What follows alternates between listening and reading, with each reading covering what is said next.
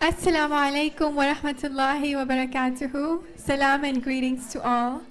I would like to apologize about the delay first and foremost, but my name is Arshia Anwar and I will be your moderator for this event. On behalf of ICSB, I thank all of you for attending this Solidarity Night. With very heavy hearts, we are all here to show our love and support to the people of Palestine, to comfort each other and to pray for Allah subhanahu wa ta'ala to give wisdom to powerful leaders to call for an immediate ceasefire in Gaza. I request the students from the Al-Nur Quran Academy to come to the podium to recite and translate verses from the Holy Quran.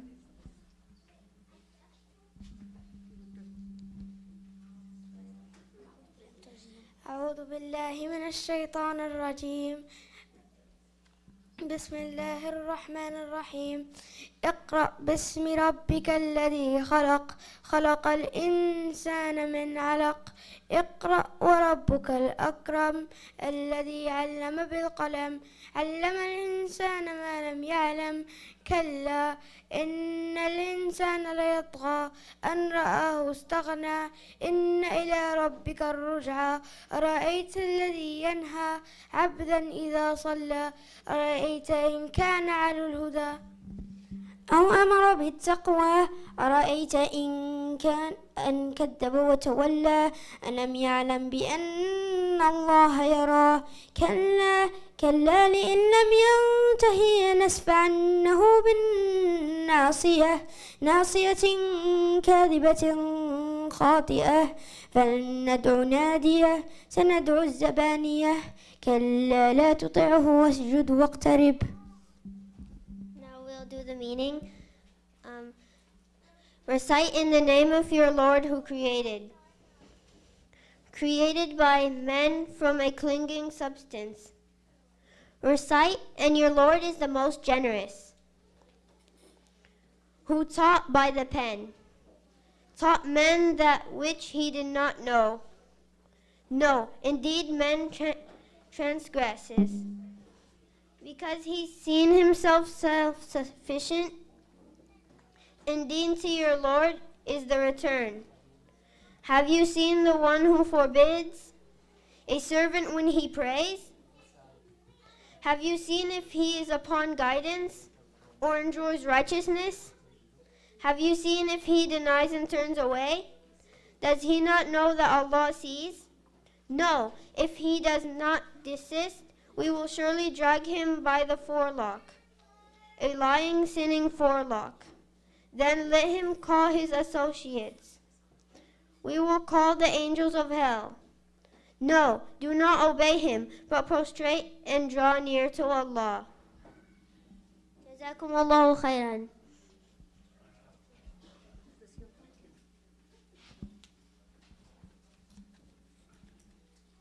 Next, I would like to invite Sister Amina, who has actually grown up in this masjid.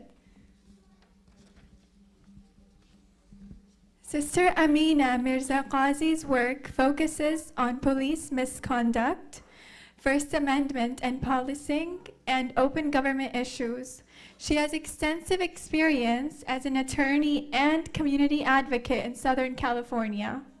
As an executive director of the Los Angeles chapter of the National Lawyers Guild, Amina worked on protecting our rights to political protest and dissident speech, as well as movement building after the presidential election in November 2016. Formerly the Deputy Executive Director and Staff Attorney for CARE LA, the largest American Muslim civil rights and advocacy group, cases she worked on include co-counseling, a wrongful death action, and 1983 claim against LAPD that resulted in a $1.7 million verdict, and co-counseling a class action lawsuit with the ACLU of Southern California and Hatzel, Stormer and Rennick, LLP against the FBI for unlawful surveillance of the Southern California Muslim community. A member of the California State Bar, Amina graduated with cum laude honors from Wayne State University School of Law and graduated magna cum laude from UCLA with a BA in political science. She has also proudly served on the boards of the ACLU of Southern California and the Public Law Center and the National Lawyers of Guild, Orange County.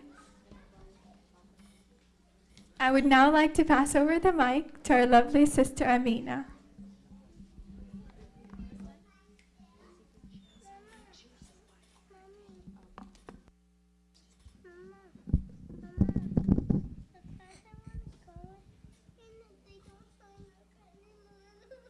Assalamu alaikum wa rahmatullahi wa barakatuh. A lot of our sadness stems from the loss of our loved ones, our angels, our children. I have one with me right here, and she's kind of being a little clingy, so please bear with me, and I hope that in the spirit of remembering them, that you want to say Free Free Palestine? No, you. She went to protest in Anaheim with me for the first time last week, and was so excited to chant, Free Free Palestine, Free Free Palestine. And she even made up her own chant, and her chant was, I believe in the chance of Palestine. I believe in the chance of Palestine. And you know, I feel like as a daughter of this community, I feel that as many of you, the gut-wrenching pain. You know, sometimes when we wake up in the morning, we feel nauseous to look at our phones, because they're not portraying this in the media, but we see it in the social media. We get news from each other. The nausea. But the nausea for me does not pales in comparison to the rage I feel. That growing and mounting, absolute, consuming rage I feel. To not only see what's happening, but at the silencing we're experiencing as a community standing for justice, as a community standing with our Palestinian brothers and sisters. More so than any time in my life have I been repeating, as we say as Muslims, La hawla wa la quwwata illa billah. La hawla wa la quwwata illa billah. That there is no strength and there is no power except with Allah. And I heard today that the angels, Allah creates new angels every day. And no angel rises in that day except unless they say, and they will say, La hawla wa la quwwata illa billah. Daily, angels are coming into being with the words La hawla wa la quwwata illa billah on their lips. And I can't help but feel the sadness that we are losing our angels. And I will speak in metaphors because of our young ones here today. But we are losing our angels daily by the thousands, buried under rubble. And all I can think is, La hawla wa la quwwata illa billah, that there is no power and no might except with Allah. And when we face these odds of the silencing, the misinformation, the disinformation, the censorship, and I can't explain it because it's nonsensical. It's so hard to bring rationality to any of this. But let me give you some numbers. The aid to Israel since World War II from the United States of America is $270 billion. In military, economic aid, and contributions to missile defense systems. For many years, they were the highest ranking receiver of American foreign aid at $3.3 billion a year, and the last several years, Afghanistan kind of overtook them. But to again give you a comparison, since 2001, remember when the war started in Afghanistan, and we demolish the infrastructure, the society, nothing left. In these 22 years or so, $91.4 billion has gone into Afghanistan to rebuild it. 91.4 versus the $270 billion that has gone to Israel over the years. Another comparison. In 2022, when the country of Ukraine was facing the might of Russia, a world power with a sophisticated army, our Congress agreed to send $12 billion to aid the Ukrainians. $12 billion. It's a huge sum. Last week, our House of Representatives, to aid Israel, on top of everything they've given, on top of everything the United States has given, to fight Hamas, supposedly, right? We all know their real intentions, is to basically wipe out the Palestinian people. Our members of Congress agreed to send $14.5 billion additional dollars to Israel, to specifically military aid, not humanitarian aid, military aid. $12 billion to fight the force of Russia, and $14.5 billion to the state of Israel. And we wonder, how does this happen? How is this happening on our watch? And I want to stress here tonight, a lot of this is enabled because our government, our society has already made the decision that it is okay to lock people up. It is okay to hold a whole class and race of people down for so-called security. That is how our nation solves its problems. Our country is the #1 country of the world. We incarcerate more of our people, our population, than any other country in the world. The United States, we incarcerate and put in jail more of our population than any, by far. It's like 637 people per 1,000 versus the next country is like 575, something like that, like by far. Right now, our government gives, and I just got this number today, we spend $25 billion a year to Immigration and Customs Enforcement and to the Department of Homeland, specifically the, not ICE, what is it, USCIS, no, ICE and DHS, Department of, $25 billion for immigration enforcement, basically. CBP and ICE, excuse me. $25 billion. And our Congress, in the next few weeks, is going to be voting to increase that amount by $7.8 billion. The way we solve our quote-unquote perceived problems is by trying to keep people out, trying to lock people up, and keeping whole classes of people down. And what could you do with $8 billion? You could provide public housing for 810,000 households. You could give healthcare access to 1.58 million adults. You could offer early learning services to 610,000 children. You could help support the resettlement of 1.4 million refugees. And you could empower 19.37 million homes with solar energy. But this is what we choose to do with our money. And so is it any wonder when we look at what's happening abroad, that we know that our country's already made these decisions for people here? They will our elected officials turn a blind eye when it comes to the Palestinians, when it comes to brown people, devalued people who look like us. And so one other thing I've been thinking about a lot is this verse from the Quran. O you who believe, be persistently standing firm in justice as witnesses before God, even if it be against yourselves or your parents and your relatives. As witnesses before God, stand firm in justice. And what does it mean to be a witness? Of course, when we're a witness, we see something. That is like the most basic form of witnessing. You don't look away. As hard as it is to see, you don't look away. So that is the very minimum we can do, is not turn away and know in our hearts that is wrong. But that is the least that is asked of us. So what does it mean to be a witness?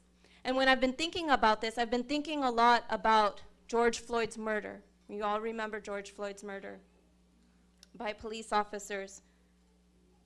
And remember, there were the witnesses who stood there. There was an 18-year-old girl who took out her phone in front of armed officers. We have all probably done cop watching. It is not an easy thing when you're facing an armed officer to take something out of your pocket, to put it in their face and press record. But this 18-year-old girl did that. There was a firefighter off duty, and she saw what was coming, and she approached those officers and said, "You are killing him. Let me make sure he's okay. Let me resuscitate him." She went up to those armed officers. There was another man who was walking, an elderly man, and he called out to them, "You're murdering him. You're murdering him. You need to stop." There was a 9-year-old girl who, when called to testify against this officer, told a courtroom and the judge how it made her hurt inside to see him dying in front of her. Keith Ellison, the former congressman, now the Attorney General of the state of Minnesota, a brother, Keith Ellison, he said in these beautiful words after Derek Chauvin's trial, after he was found guilty. He said, "The people who stopped and raised their voices on May 25th, 2020 were a bouquet of humanity. A bouquet of humanity, old, young men and women, black and white." And why did they stop? And I'm paraphrasing here. Why did they stop? They didn't know George Floyd. They didn't know he had a beautiful family. They didn't know that he had been a great athlete. They stopped and raised their voices, and they even challenged authority because they saw his humanity. They stopped and raised their voices because they knew that what they were seeing was wrong.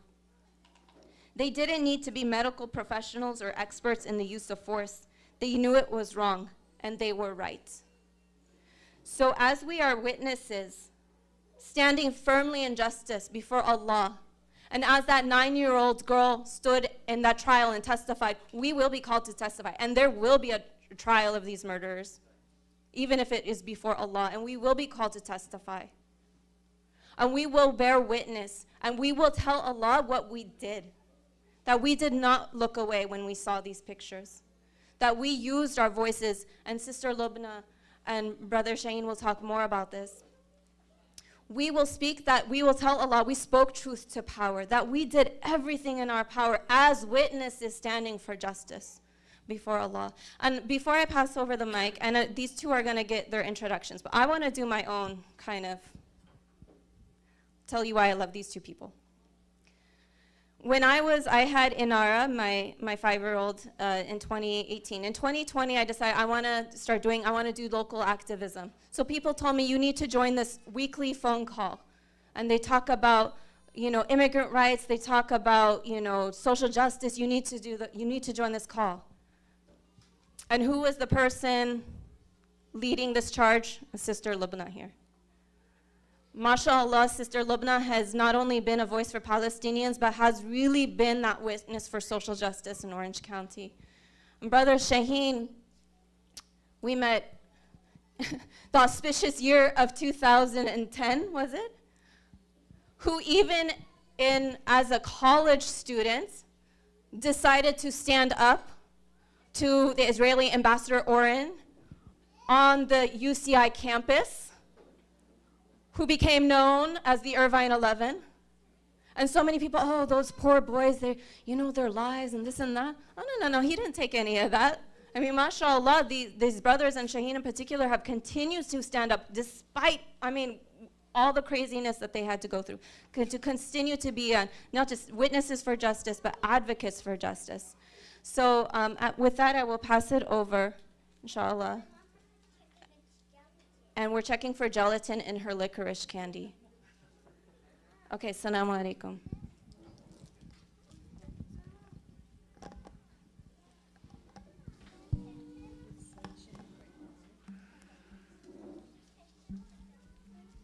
Jazakallahu khairan, Sister Amina. That was honestly so beautiful. And next, we will have Brother Shaheen. And I would like to tell you guys a little bit about him as well. So Brother Shaheen Nasser is a community organizer at CARE LA. In his role at CARE LA, Shaheen is responsible for community outreach, volunteer engagement, and event planning for various departments. A graduate of UC Riverside with a bachelor's degree in ethnic studies, he has been a political activist for several years for various human rights and global justice causes. He frequently hosts workshops and teach-ins on social justice issues. Brother Shaheen has also spent much of his life living in the Inland Empire, primarily in Corona, and in his spare time he works out as a bodybuilder and enjoys contact sports, fishing, and culinary arts.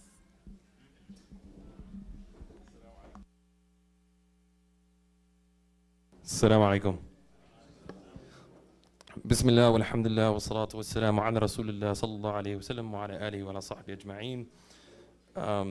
Brothers and sisters, I actually gave a khutbah today in the city of Paris, and one of the verses that I was reminded of, but aside from the beautiful verse that Sister Amina just shared with us, the other verse is in Surah Al-Nahl, chapter 16, verse number 90, in which Allah Azza wa Jalla says to us, إِنَّ اللَّهَ يَأْمُرُ بِالْعَدْلِ وَالْإِحْسَانِ وَإِيتَاءِ ذِي الْقُرْبَى وَيَنْهَى عَنِ الْفَحْشَاءِ وَالْمُنكَرِ وَالْبَغْيِ.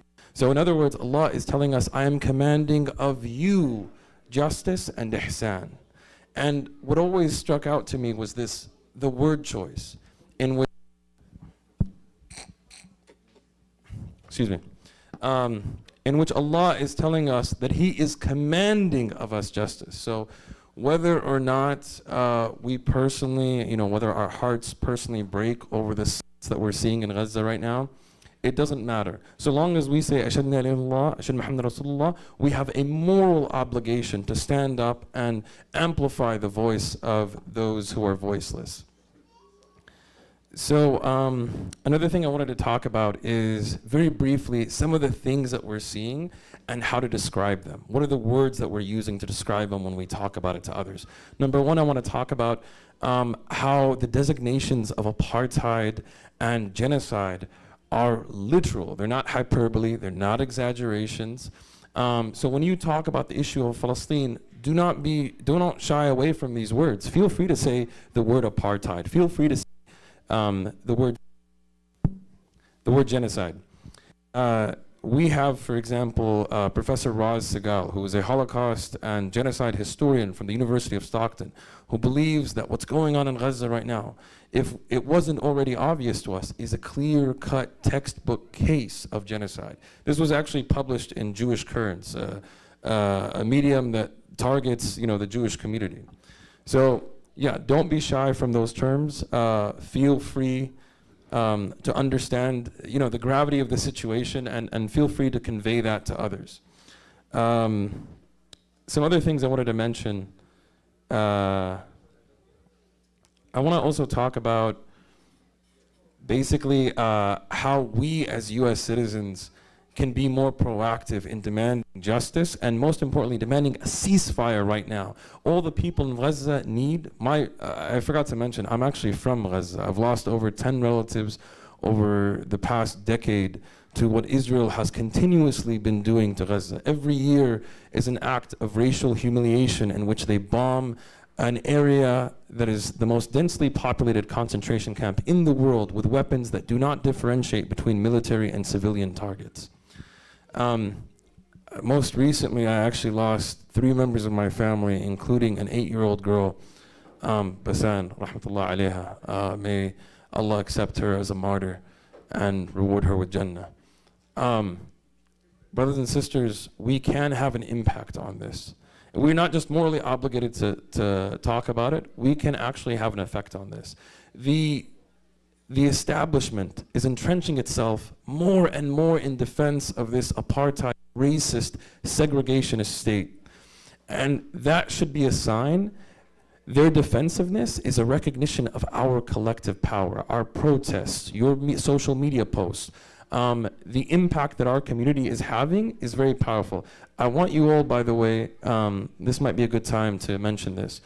here's a QR code. On top of it is a targeted action. A targeted action is basically we create a letter on your behalf. All you have to do is put your name and address, and it automatically sends a letter to your elected official. You don't have to do anything. You spend 30 seconds putting your personal information, and an angry letter is sent on your behalf to your local elected official, your congressman, your senator, your council members, etc. A couple of years ago, there was an event called Howdy Modi, where US politicians wanted to pay tribute to Narendra Modi, the spokesperson of Islamophobia and racism. So I created a targeted action targeting that particular congressman. Within 30 minutes, he gave us a call asking us to please stop. I won't see him. I won't go to the event. Just please have your people stop. That is the power that we have as a community. That is the power that all of you have. Now, when we created this targeted action, we intended to have 1,000 people participate. We have 96,000 participants. And I want you to spread this as much as you can. Let's hit 150,000. Let's hit 200,000. We know, why not? Let's teach these politicians a lesson. These people who are supposed to be representing our community and our democratic will and upholding humanitarian law and upholding the ideals that this country claims to represent but has always fallen short of. So brothers and sisters, before you go, please take one of these, scan the QR code, spend 30 seconds, and would this be a good time if I can have some of the youth? Can I select some volunteers? You with the biceps. Can I get you up here? Oh, oh, my bad, man. They already have them. But thank you, mashallah. And also, I wanted to mention a concept of intersectionality. So I want to mention that when it comes to struggles like Palestine, like the occupation of Kashmir, which has, I've been honored, like as a Palestinian, to understand that Kashmiris see their resistance against Indian occupation as a sort of intifada, and that they use that terminology. So what I wanted to mention is that, for those of you who don't know, there's this sort of weird, and it's actually it makes sense, an evil alliance between Hindu supremacy and Zionism. They're both supremacist ideologies. They're both anti-Muslim, they're both Islamophobic, so it makes sense. And India is actually, at the moment, the second largest arms purchaser, from the state of Israel, after Russia. So the point that I'm making is that all our struggles are interconnected. And I wanted to mention that the issue of Palestine is not mutually exclusive with demanding justice in Afghanistan, in Sudan, in the Democratic Republic of Congo, in Myanmar, in Kashmir, in seeing the brutal oppression of Indian Muslims from this Hindu supremacist regime. So brothers and sisters, continue speaking on behalf of Palestine, but also know that your Arab and Palestinian brothers have your back. And inshallah, we can continue talking about all these topics. You can do both. You can talk about what's going on in Sudan, East Turkestan, Myanmar. We can continue to advocate for Palestine as well as all these other noble causes. And we can do it at the same time. And as I mentioned again, some of them are very intrinsically connected. I'm not sure how, I think I'm doing okay on time. I have a few more minutes. Let's see. I also wanted to mention that one of my proudest moments, I was reading I think, Fazlur Rahman. He actually writes this beautiful commentary of the Quran. And he's a South African, South Asian Muslim. And one of the badges of courage that I was so happy was the impact of the small minority of South Asian Muslims in South Africa in advocating for the dismantlement of the apartheid system in South Africa. We had heroes like Ahmed Kathy Kathrada, who was part of the African National Congress and very close to Nelson Mandela. And it's a very beautiful historic intersection between the Muslim community and advocating against anti-blackness throughout the world. But the point that I'm making, brothers and sisters, is we have that power. More powerful empires have been brought down. The Soviet occupation of central Afghanistan has been brought down. The segregationist government of South Africa was brought down, partially with the help of South Asian Muslims in South Africa. And even in this country, the segregation and apartheid system was dismantled. So in the same way that humanity has brought down these oppressive structures, rest assured, liberation of Palestine is inevitable. The question is whether you and I will share in the honor of contributing to it, whether you and I will share in the ajr that is there in speaking truth to power and challenging a system of oppression. And lastly, I wanted to mention, conceptually, I wanted to mention that unfortunately, some of the ways that Palestinians are dehumanized is through their Islam, by seeing them as sort of culturally inferior monsters. What the US mainstream media, by parroting these talking points, what it's doing is dehumanizing not only Muslim lives abroad, but Muslim lives here. CARE reports that there have been an increase in 1,200 reports of anti-Muslim hate crimes in the United States. And so, brothers and sisters, I urge you to be careful, but also, I believe part of this, if you experience any form of racism, please report it. Because when we speak to elected officials and we demand policy changes to make Muslims safer, to demand more funding for our community, for things that we need, these are the numbers that we rely on. So please, when you get a chance, please fill out, if there's any hate crime that you experience, even if it's a small thing, even if someone says a bad word to you, something like that, please report it, because these numbers are important in advocacy on your behalf. I also wanted to say that Sister Amina had left a second ago, but it's such a pleasure to be on such an esteemed table of panelists. Sister Lulu is amazing. Sister Amina had my back when I needed it most, when I was arrested by 4 police officers and about to be thrown in jail for something that shouldn't be considered a crime. But anyways, I just wanted to thank you for the opportunity, and with that, pass it on to my esteemed and wonderful colleague, Lulu.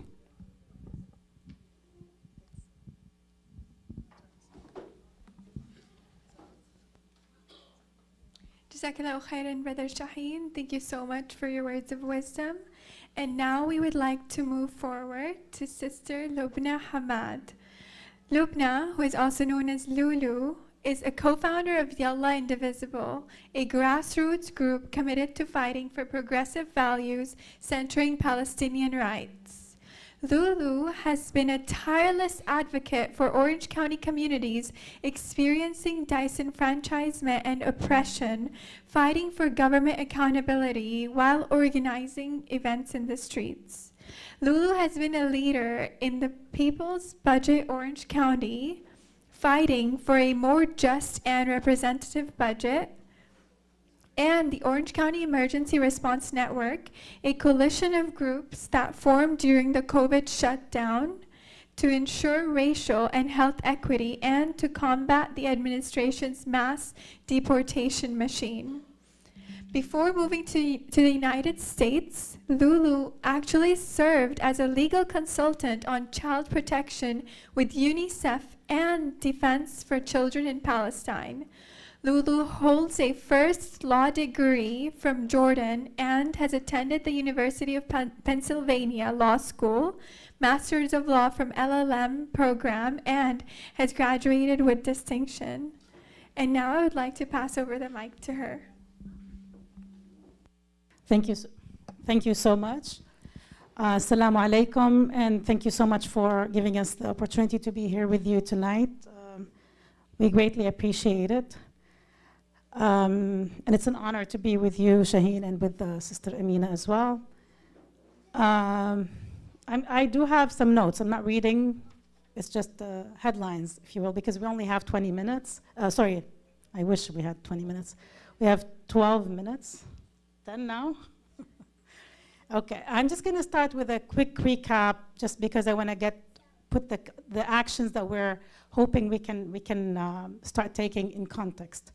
So there are 2 things that are happening. There are the things that are happening in Palestine, and there are the things that are happening in the US. And what we're seeing in Palestine, we're seeing what's happening to our families and friends and siblings and people in Gaza, the genocidal war, what we call phase 1 of the ethnic cleansing, which is moving the forced displacement of people from the north of Gaza to the south of Gaza, in a way that is not yet too alarming for the Egyptian and Jordanian governments, but it's so alarming to the Palestinians because that's Nakba 2.0. We've been there, done that before. We've learned a few lessons. We know that we're not going to leave for a week and come back like we thought in 1948, but we also know that a lot of the powers to be are adamant on supporting their sort of puppet or their hand in our region. So what's going on, that's what we call the ethnic cleansing first, phase 1, when they're moving it to the south, and then they're going to make it so intolerable and unlivable that eventually they will go off to Egypt. Inshallah, this will not happen. This will not happen. Our people are steadfast. Our people are resilient, and everybody around the world is supporting them. So that's where we have a lot of faith in Allah. We have a lot of faith in our people, and inshallah, this will not happen.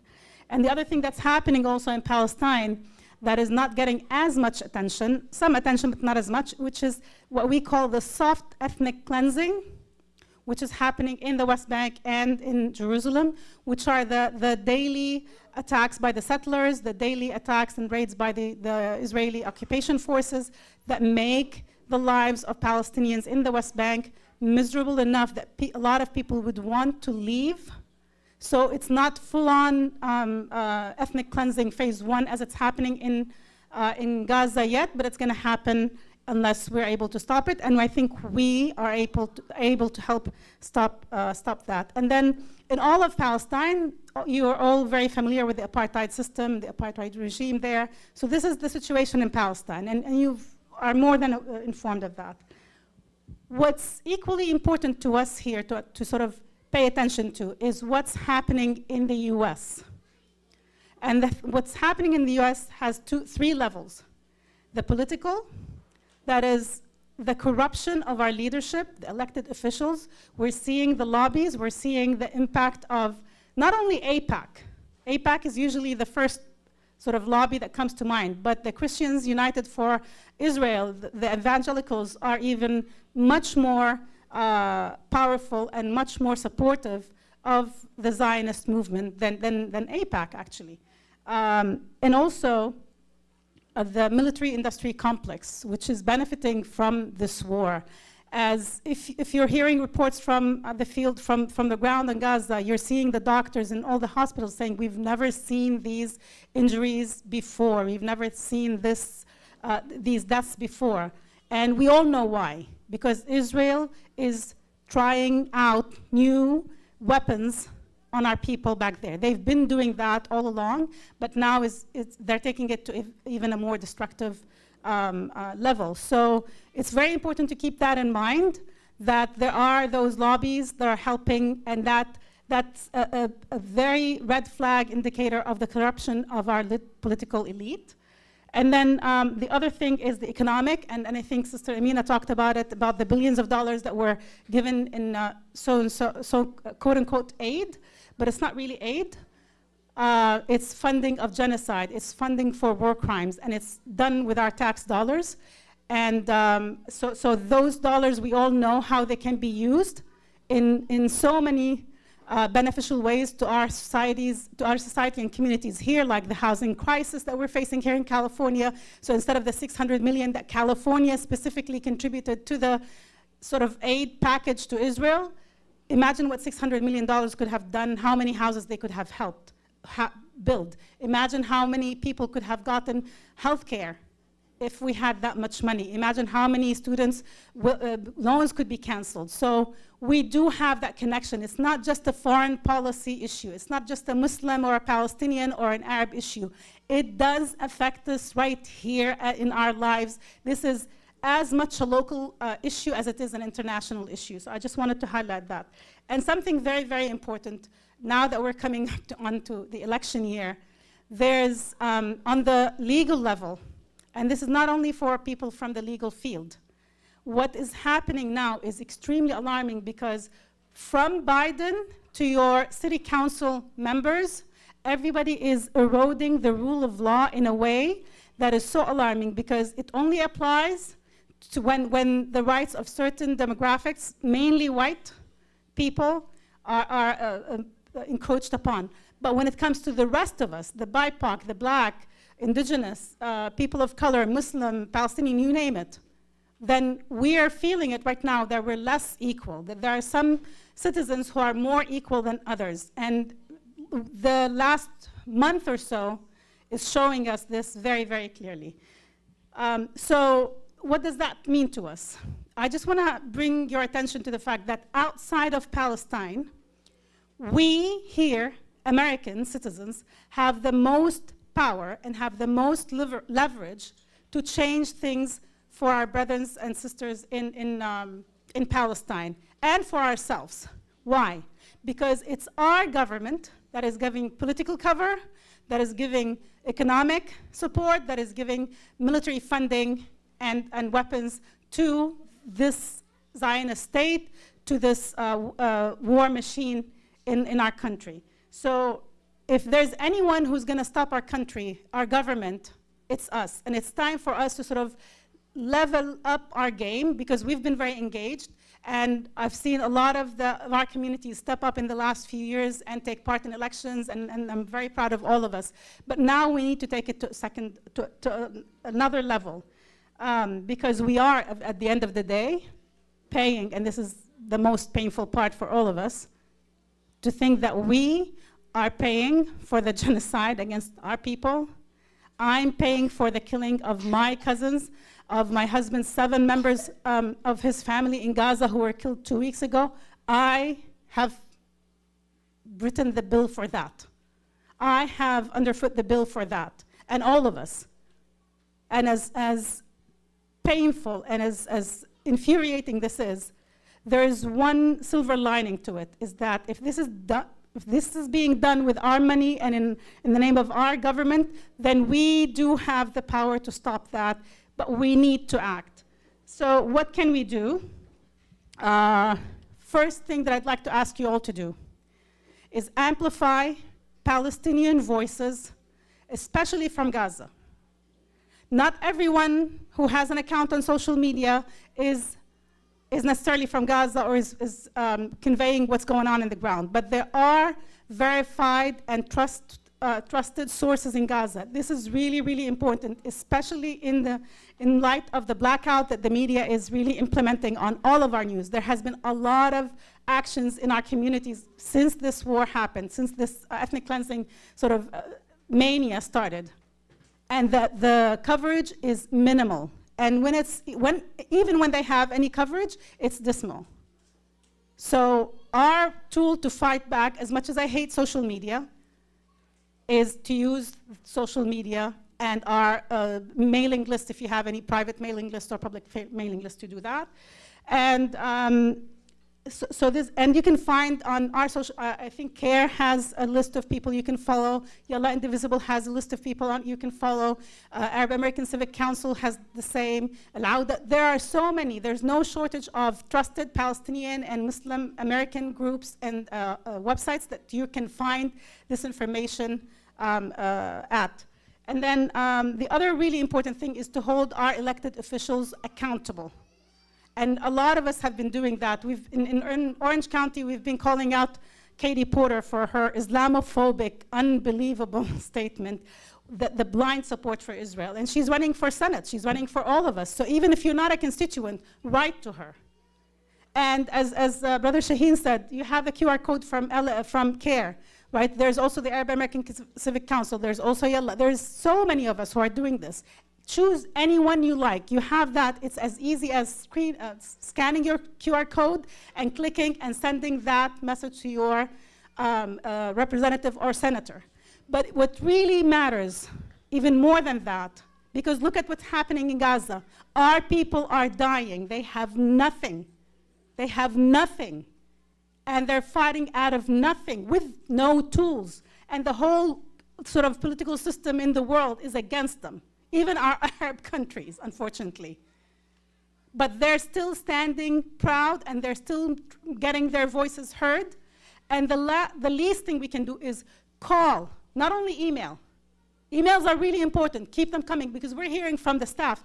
Like you said, you saw in DC this morning, where people were saying that the staff have walked out yesterday, 100 of them. And we're hearing from the staff of the representatives we're talking to. And they're telling us secretly, keep it coming.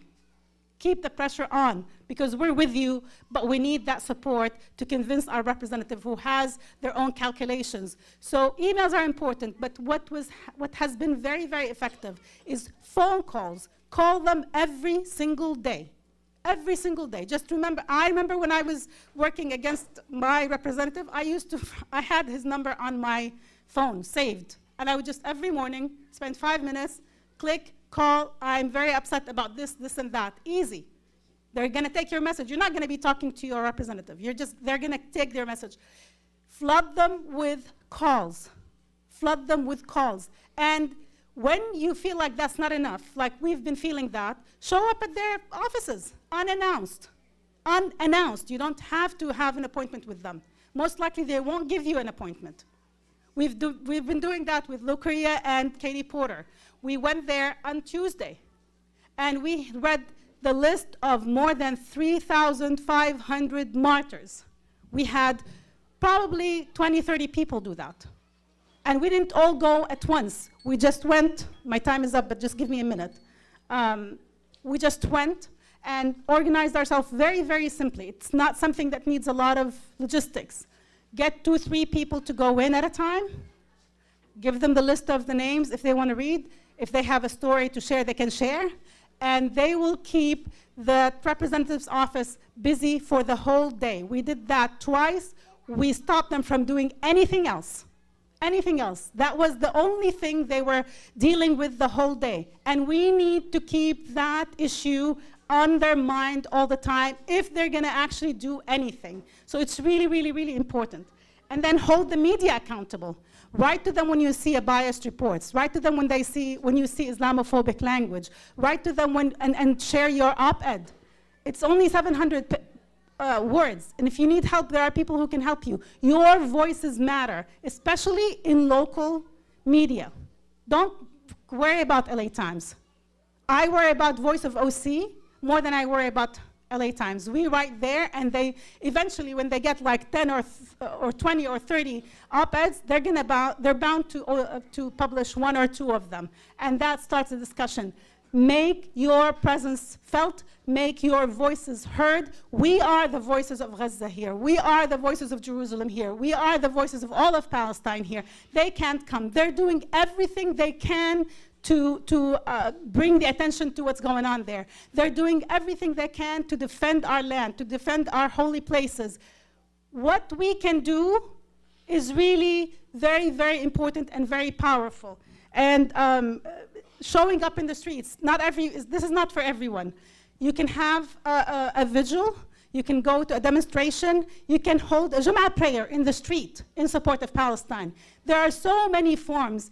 Pick yours, pick your choice and do it. Just do something. And take 5 minutes every day to do it. Take 10 minutes every day. 10 minutes. While you're making your coffee, make a call to your representative. While you're making your coffee, click on that QR code and send that letter that Shaheen was telling you about. And I just want to share very quickly, I'm sorry, do I have a minute? Okay, so I'm just going to tell you how every word matters. And it matters not only for Palestine, it matters also for us. Last week, another Lulu, because we like the name Lulu, and all the Lulus like to be active, another Lulu I've never met wrote to me on Instagram, and she said, I want to share something with you. And that is, I don't know how important it is, but I just want to let you know that every word matters and every action counts. And her story was that she came back from work. She's a nurse. She came back from work. She took her flag, she took her keffiyeh, she took her sign, and she took her sister. And they went to a busy intersection in her town. They didn't go, they didn't plan anything. They just stood there, held the sign, they didn't chant. They prepared like some small flyer that they printed out at home, and just explaining the situation from their perspective. And she told me the amount of support that they got, and this is in Mission Viejo, and if anyone knows Mission Viejo, they're not exactly on our side. That's where the, what's her name, the very anti-Muslim group is. I forgot their name. So this is like a very anti-Muslim, anti-Palestinian town. And the level of support that they got, to the point where a white woman, I don't know if it's white, like someone, got out of her car, stopped her car, got out of her car, got them flowers, and was apologizing to her with tears in her eyes. And this is good for Palestine. Yes, they're aware of that Palestine, but it's good for us to know that we have allies, because I don't know about you, I've been, since this whole thing started, I've been looking and I was like, I don't know where they stand on this. I don't know how my neighbor thinks about this. Can I just show my Palestinian flag? But there's power in knowing that you have the support of your community, even those who you don't know or you don't expect or the least expected. It's really, really important. These are very simple things. She didn't plan it. She wasn't part of an organization. She's never done organizing before. She's a young person who felt very strongly about the situation and wanted to make sure that she did something to get the voices of Gaza out, and that's what she did. And I think it went much further than she thought.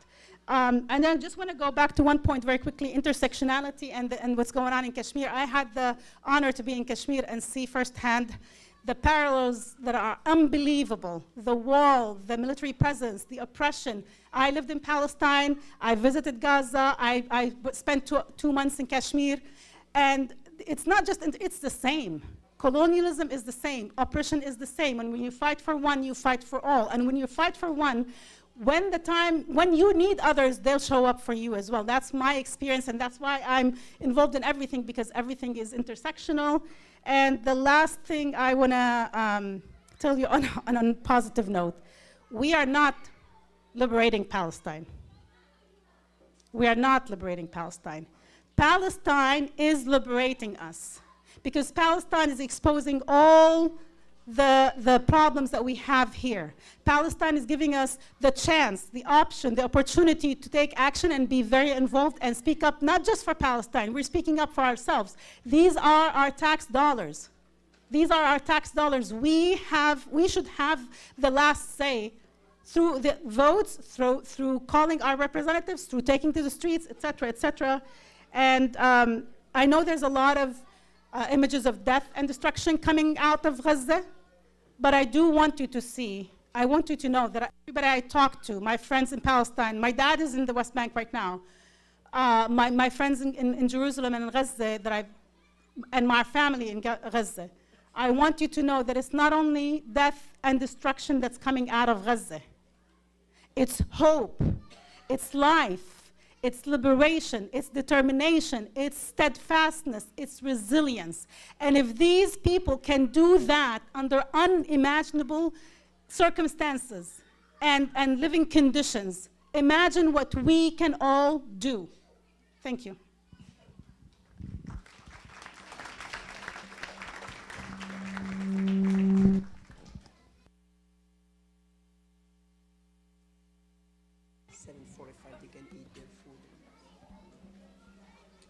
Jazakallahu khairan, Lubna Hamad. I'm sure you guys have enjoyed her speech as much as I did. SubhanAllah, some of the words have really stuck with me. For instance, we are not liberating Palestine. Palestine is liberating us. And it is very true.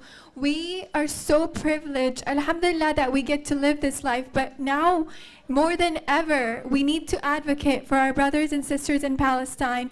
Now, more than ever, we need to boycott the brands that are donating to them, that are donating billions of dollars.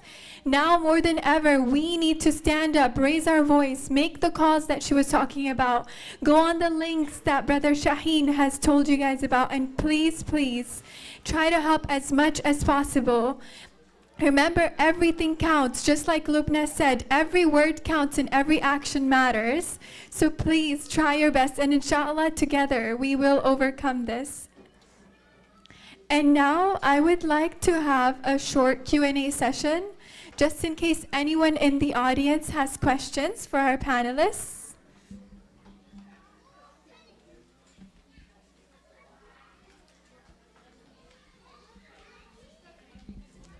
Assalamu alaikum.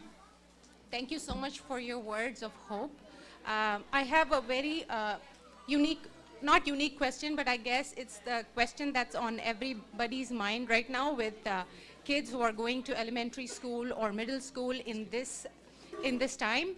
I just heard a report about a kid who was sent home and suspended for 3 days for saying Free Palestine, just reprimanded for saying the words Free Palestine.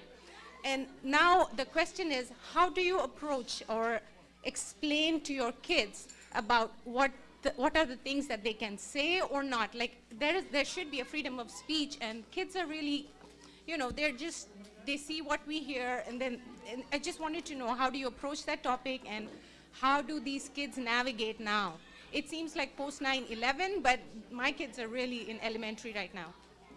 So if you could please enlighten or give us pointers on how you should, how we can help them.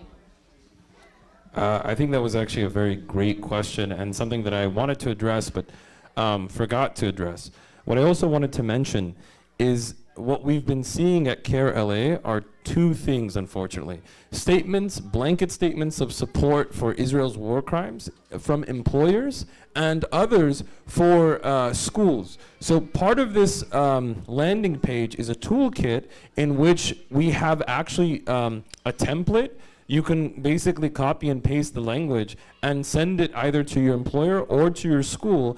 And this is just like a preliminary step. The other step is we have an entire civil rights department that works based on your donations to basically help the community at low cost or at no cost at all. So that's what we're here for. So that's what our lawyers are here for, to defend your civil rights. So I was gonna say, in this particular case, I'm not a lawyer, I'm not a legal expert, but I would say something that we should be concerned about is not that we should maybe of course we should be strategic in how we talk about the situation, but we should also recognize that there are some people that are overstepping their boundaries and violating American legal system, American law, just to show support and to force support for Israel. So what I'm saying is, some of these people, they're making themselves very legally vulnerable, and there's basically opportunities for us to fight back with our lawyers with legal defense. So I sent that story to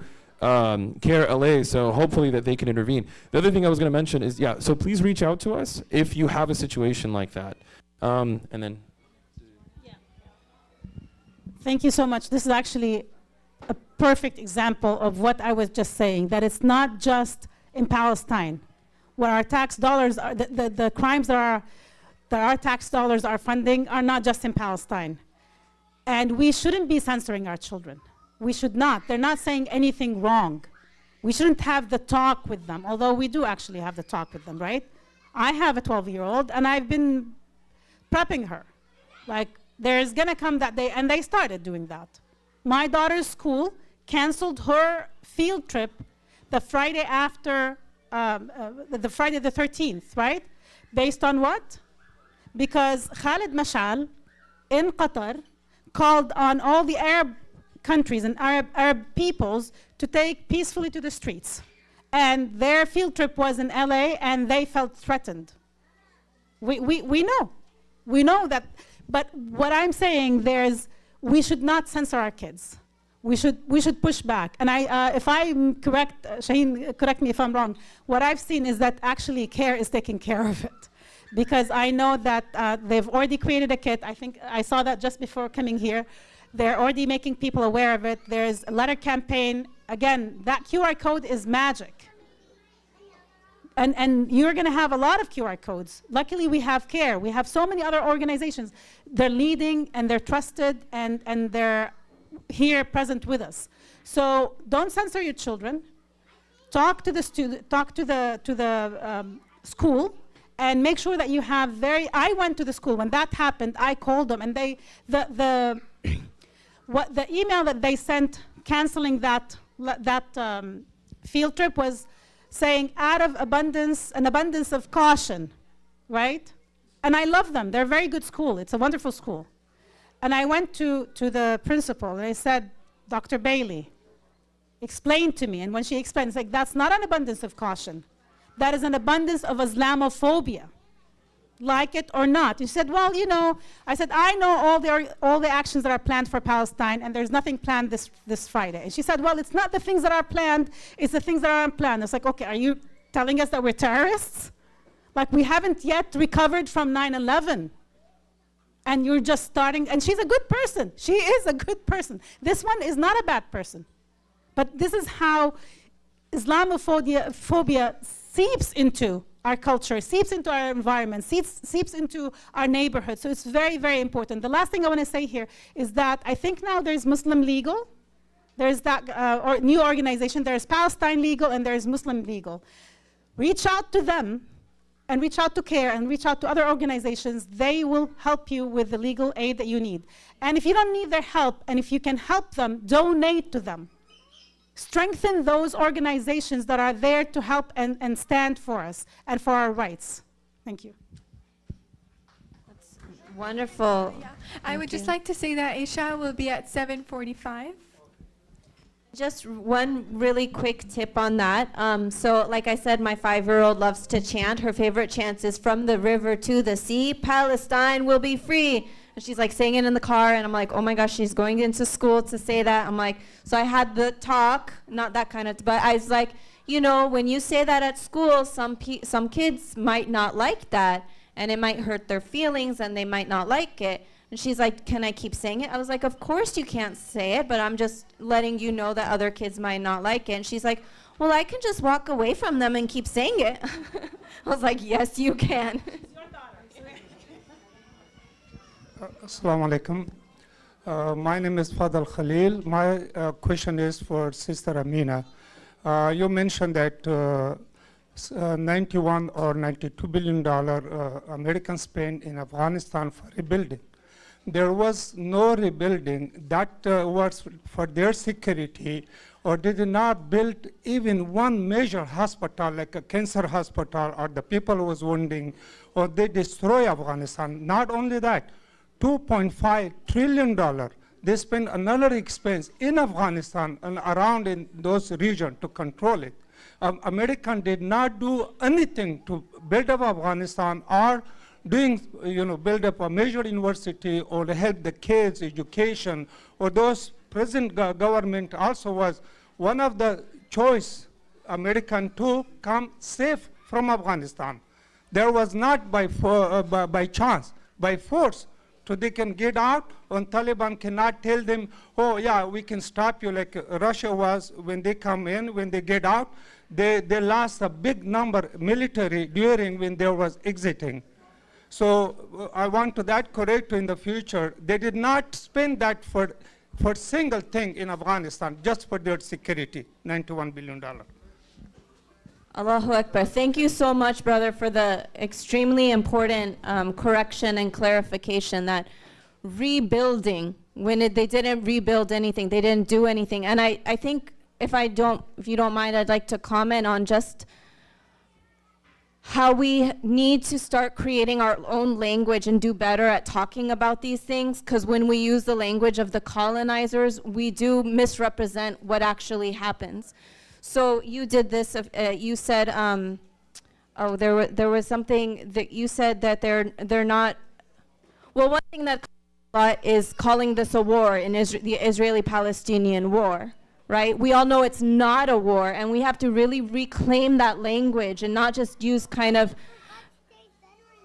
yeah, today is Veterans Day, and I explained to her about wars and how a lot of people go to war and they shouldn't have to go to the wars, but we don't blame them. So basically, I think that it's important for us to take a step back and get used to creating our own language and our way of talking about things, that Palestine is being colonized. It's not a war. Talking about the right to resistance. Just using this language and not be afraid. So thank you, brother, very much. Jazakallah khair for bringing that up. Thank you all so much for the wonderful questions. I would now like to call Brother Mirza to... At the end, he's going to make another. dua. Okay. Assalamu alaikum. I think the problem that the Muslims have, one of the major problems that we have, is our lack of vision. America is an occupied country. We talk about Palestine, but the indigenous people, this land was taken from them. And at the same time, we were enslaved for over 400 years. After that 400-year period, there was 100 years what they called legal lynching. And then there was Jim Crow, legal segregation. And so when the Muslims came to America, they saw what was happening to African Americans, and everybody turned a blind eye. And now today, there's a height about Palestine, which there should be. But if the Muslims, and I'm hurt more by the Muslims that have turned a blind eye than anybody else. Because the other people, their religion is Christianity or Shirk, whatever. But the Muslims on Tawheed that have come into America, and because of cognitive dissonance, they pretend like they don't see what's happening. But today there's the discussion going on across America, and everybody is paralleling what's happening in Palestine with the oppression of black people in America. If you listen to what Malcolm said, you'll see all this is taking place. The United Nations was created in 1945, 2 years before the Intifada. So what good is the United Nations if 2 years later the Palestinians are going to be under attack? But if you do a Venn diagram and you look at the oppression that we were going through at the same time, we've wasted 50 years when we could have all been standing together and this would not have happened. It's not a thing of numbers. It's a thing of cohesion. Black America today is talking about Palestine. You might not know that, but all over the country, that's a major conversation. But when we were suffering, now everybody wants to mention George Floyd. Do you know what happened in the 60s? Malcolm was assassinated. Dr. King was assassinated. The Black Panther Party was dismantled. So when you look at what's happening in America, the Palestinian situation is nothing new. This is the history of this country. This country is an occupier. So when you talk about Israel, you have to mention America. You can't just say Israel and pretend like America is innocent. No, there would be no Israel if there wasn't America.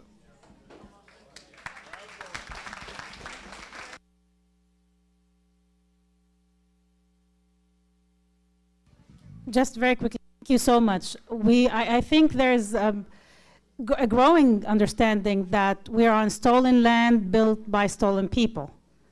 This is exactly where we are. And among the Palestinian organizing community, I can tell you that we've been working very, very closely, not since George Floyd, since the 60s. Brother Malcolm came to Palestine. Angela Davis and the Palestinian cause are intertwined.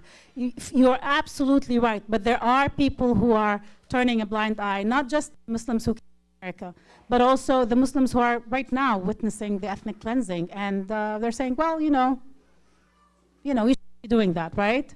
It's okay if we have 10, 11,000 people dead. I agree with you 100%, and I agree that we also should be doing better.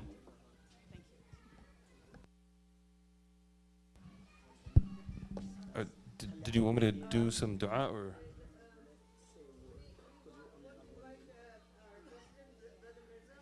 Yeah, of course. After that, you make dua. Sure, sounds good. Inshallah.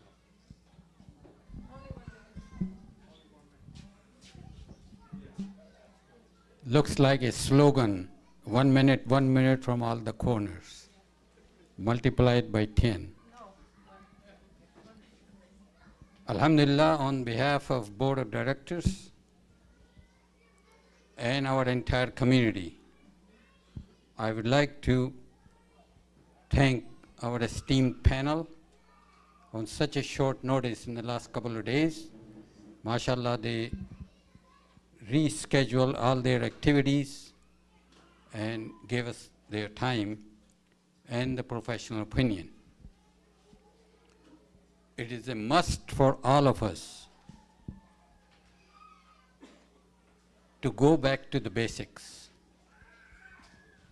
Basics of Sharia and Islam and Sunnah requires from us to join the hands, not from a distance, from closeness.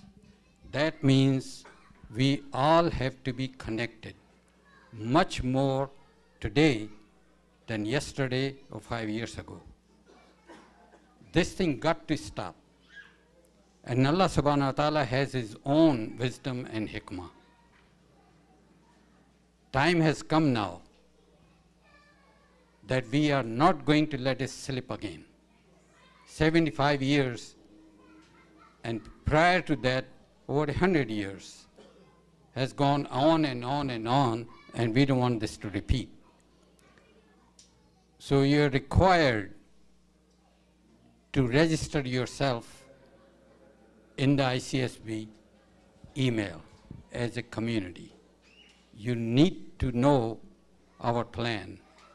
We have a strategic plan, inshallah, that we are going to execute. This night is just the beginning. There's a workshop coming up.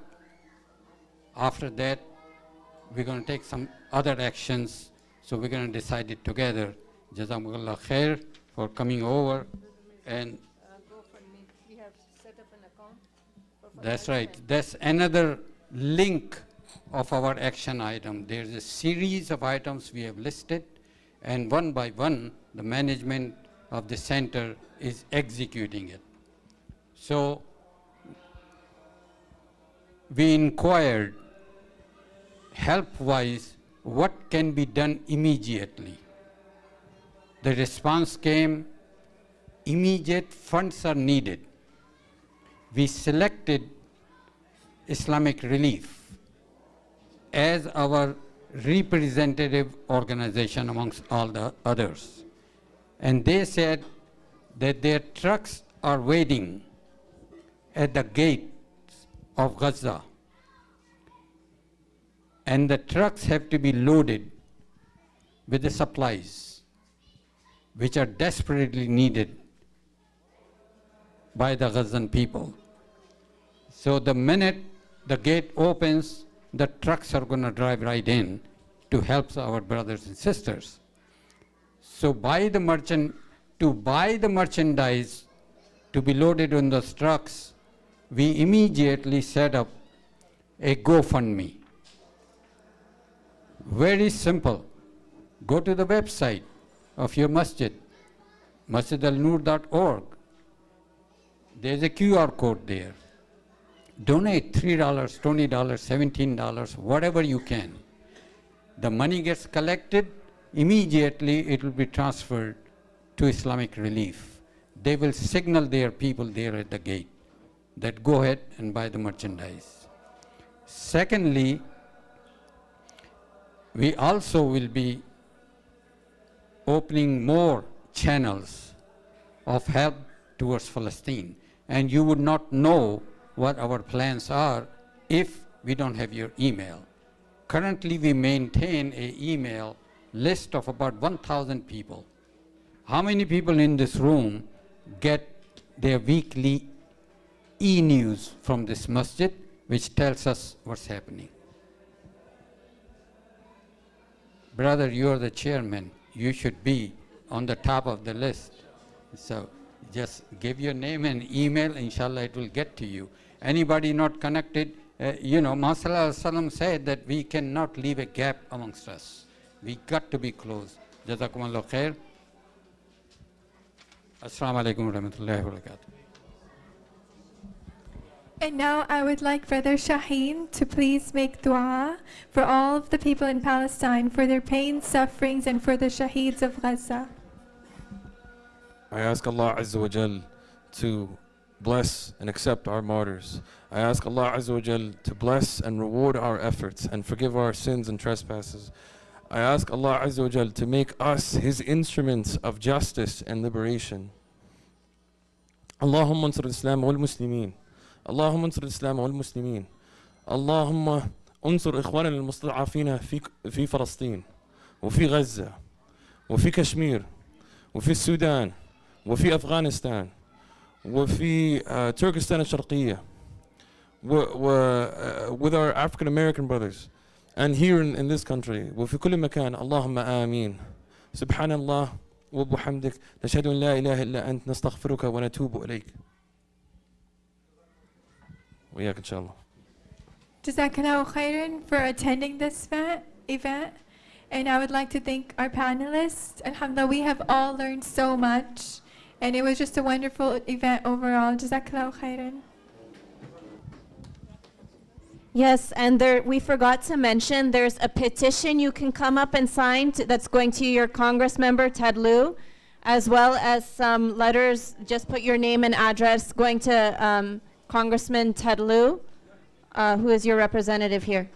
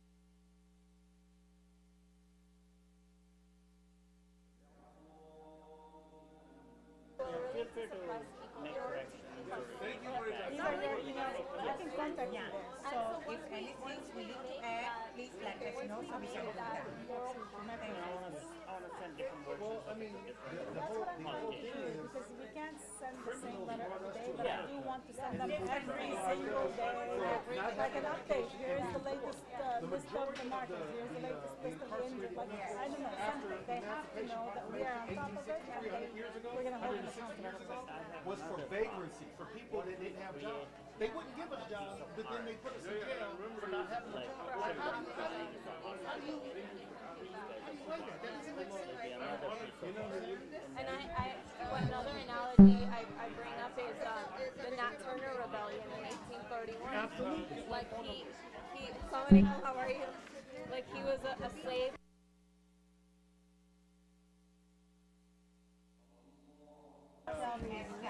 Very important.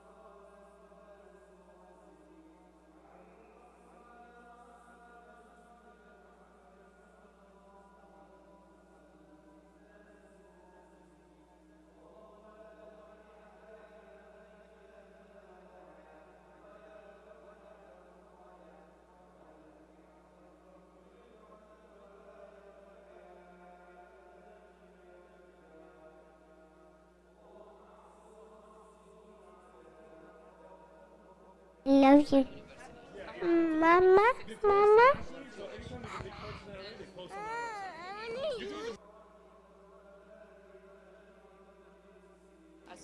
I really want to know that it's better to stay here. We all put this, all make this tough for us. Like, we don't go and fight wars, we don't. We stay in position, we fight for ourselves. We stay like this. We be ourselves. We have to stay ourselves, no matter what. Mama, mama, mama, mama, mama. Mama, mama, mama, mama, mama, mama.